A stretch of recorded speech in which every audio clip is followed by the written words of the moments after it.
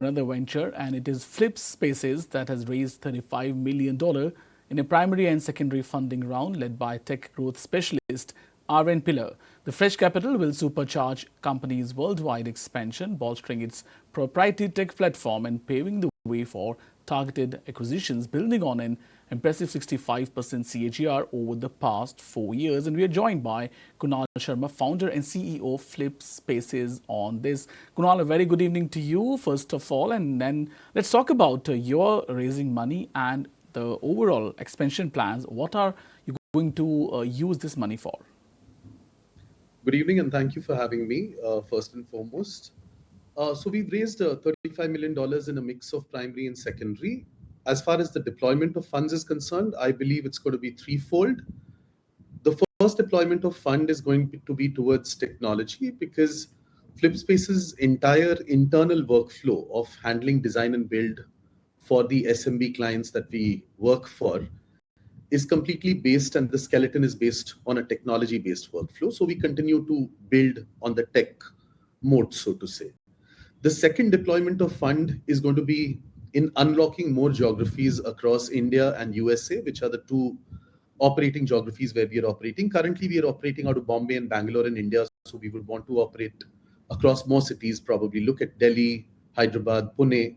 And in the US, we are currently operating only out of the East Coast, that is New York. So we would want to look at other states such as California, Texas, etc. Right? And the third area of deployment of fund is going to be possibly looking at inorganic acquisitions, which is basically merging or acquiring companies which are working in a similar space. So I believe these are the three applications of fund.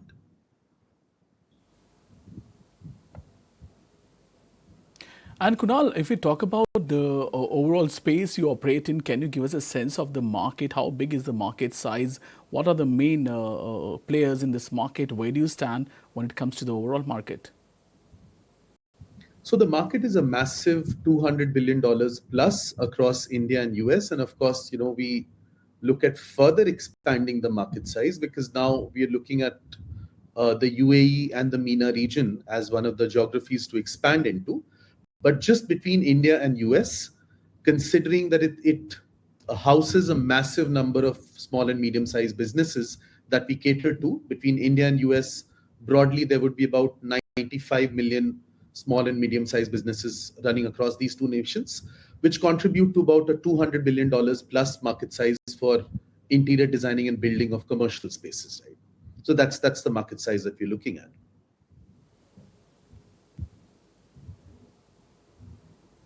And it's a new area. And let's talk about the use of AI and other technologies which are going to be there in your space. So, in interior designer space, what are the new trends you are seeing, Kunal, that are taking over the market?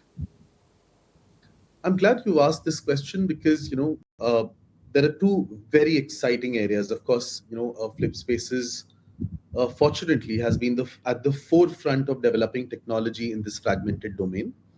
But we see a lot of exciting things coming uh, with the advent of AI and with what has happened with large language models coming in the last 1.5 years, in an increasing manner. I would broadly divide the theme or the AI intervention into two buckets.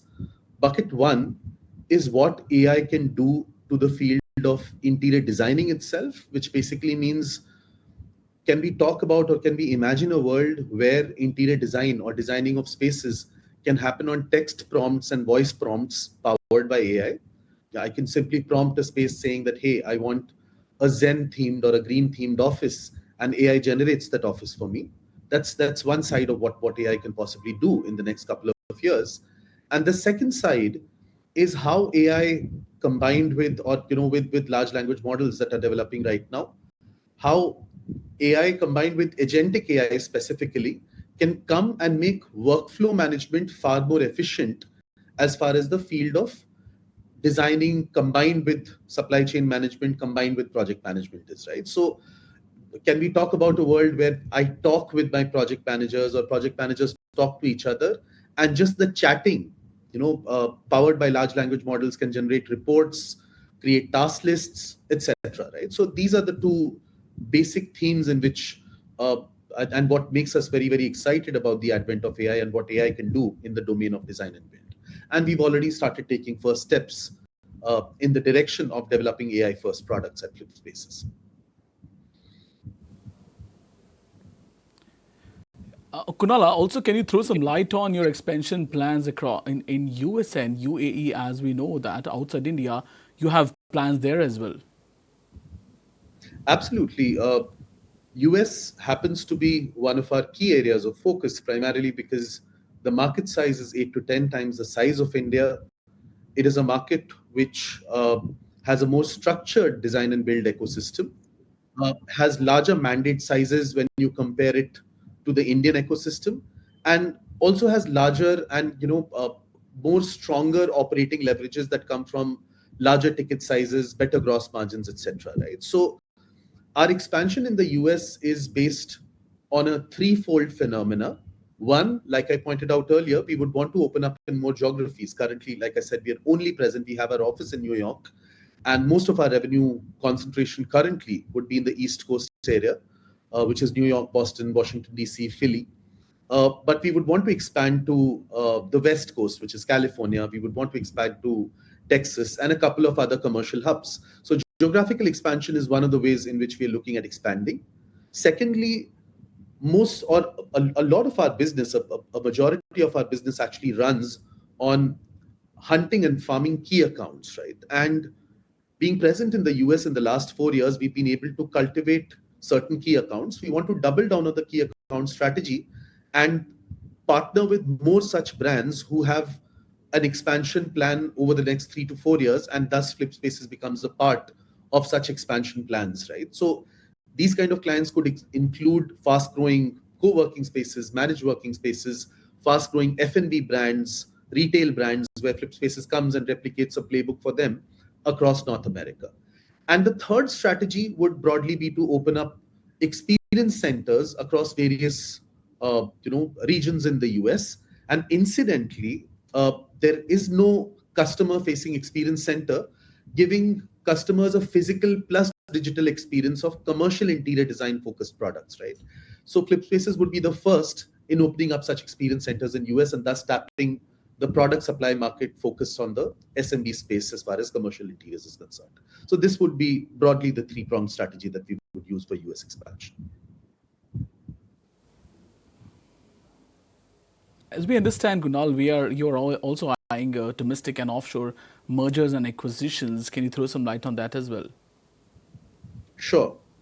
Look, for us, as we gear up for public market listing in the next couple of years, we believe that there are a lot of companies that are operating in a very similar business as we are operating, which basically means doing commercial design and build, and for primarily focused on the small and medium sized business clientele that Flipspaces focuses on.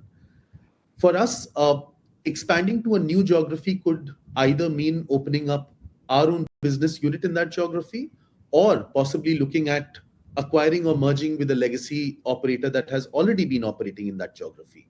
In doing so, Flipspaces gains the vintage, the legacy, and the body of work, and the goodwill that the brand might have been working for in a new geography. At the same point in time, I believe that the partnership would be a win-win for someone that we would merge or acquire into Flipspaces, because the other entity also gets the tech-led workflow. They gets a clear path to liquidity as Flipspaces moves towards a public market listing. And it also gets a more organized ecosystem of supply and supply chain that Flipspaces brings with itself, thereby making sure that the entity also has expanding margins across the next 10 to 12 quarters as they continue being a part of the larger Flipspaces family, so to say. So that's broadly the theme on which we're looking to acquire or merge entities.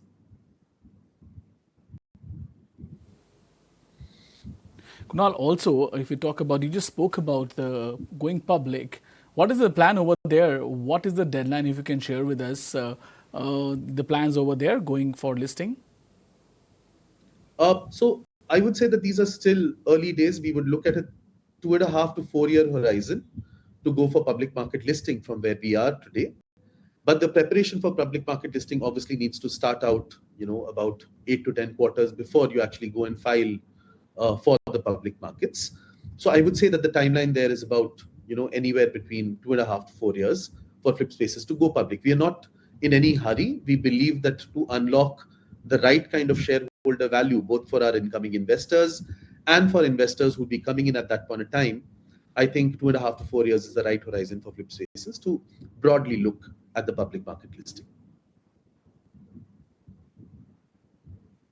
And thank you, Kunal, for joining us this evening and getting us all these details on that, your plans over there and raising of money. Now we move on, and China's Alibaba Group is all set to reduce its